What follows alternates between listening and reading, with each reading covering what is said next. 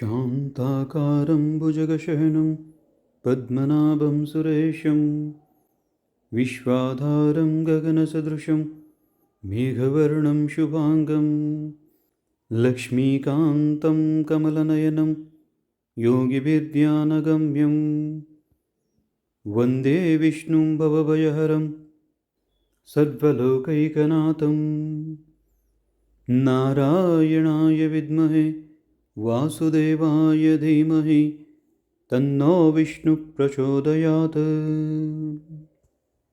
ಆಷಾಢ ಏಕಾದಶಿ. ವರ್ಷದ 24 ಏಕಾದಶಿಗಳಲ್ಲಿ ಆಷಾಢ ಏಕಾದಶಿಯ ಮಹತ್ವ ಬಹಳ ಮುಖ್ಯವಾದದ್ದು, ಪ್ರಮುಖವಾದದ್ದು.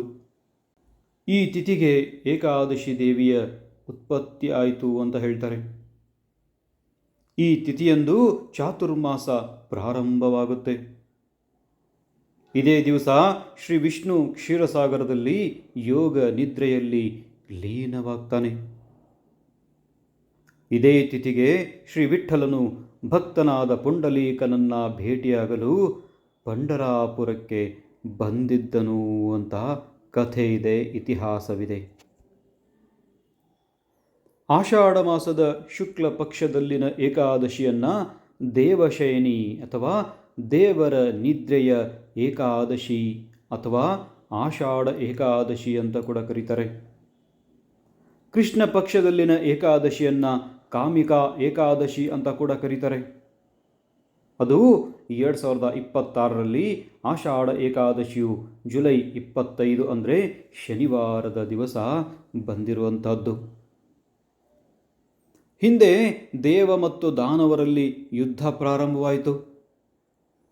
ಕುಂಭ ದೈತ್ಯನ ಮಗನಾದ ಮೃದುಮಾನ್ಯನು ತಪಸ್ಸನ್ನ ಮಾಡಿ ಶಂಕರನಿಂದ ಅಮರತ್ವವನ್ನು ಪಡಿತಾನೆ. ಆದ್ದರಿಂದ ಅವನು ಬ್ರಹ್ಮದೇವ, ವಿಷ್ಣು, ಶಿವರಂತಹ ಎಲ್ಲ ದೇವಾನುದೇವತೆಗಳಿಗೆ ಅಜೇಯನಾಗ್ತಾನೆ. ದೇವತೆಗಳು ಅವನ ಭಯದಿಂದ ತ್ರಿಕುಟ ಪರ್ವತದ ಮೇಲೆ ಧಾತ್ರಿ ಅಂದರೆ ನೆಲ್ಲಿಕಾಯಿ ವೃಕ್ಷದ ಕೆಳಗೆ ಒಂದು ಗುಹೆಯಲ್ಲಿ ಅಡಗಿಕೊಂಡು ಕುಳಿತುಕೊಳ್ತಾರೆ. ಆ ಆಷಾಢ ಏಕಾದಶಿಯಂದು ಅವರಿಗೆ ಉಪವಾಸ ಮಾಡಬೇಕಾಯಿತು. ಮಳೆಯ ನೀರಿನಲ್ಲಿ ಸ್ನಾನವೂ ಆಯಿತು.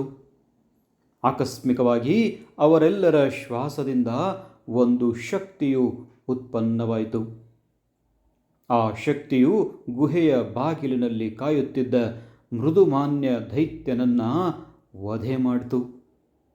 ಈ ಶಕ್ತಿ ದೇವಿಯೇ ಏಕಾದಶಿಯ ದೇವತೆಯಾಗಿರುವಳು ಬಂಧುಗಳೇ. ಆಷಾಢ ಏಕಾದಶಿ ವ್ರತದಲ್ಲಿ ಎಲ್ಲ ದೇವತೆಗಳ ತೇಜಸ್ಸು ಒಂದಾಗಿ ಶಕ್ತಿ ಅಪಾರವಾಗಿರುತ್ತದೆ. ಕಾಮಿಕಾ ಏಕಾದಶಿಯು ಮನೋಕಾಮನೆಯನ್ನ ಪೂರ್ಣಗೊಳಿಸುವ ಏಕಾದಶಿಯಾಗಿದೆ. ಇದು ಪುತ್ರದಾಯಿ ಏಕಾದಶಿಯಾಗಿದೆ. ಇಂತಹ ಅಪೂರ್ವವಾದ ಏಕಾದಶಿಯನ್ನು ತಪ್ಪದೇ ಮಾಡಬೇಕು. ಶ್ರೀ ನಾರಾಯಣ ಕೃಪೆಗೆ ಪಾತ್ರರಾಗೋಣ. ಶುಭವಾಗಲಿ ಬಂಧುಗಳೇ.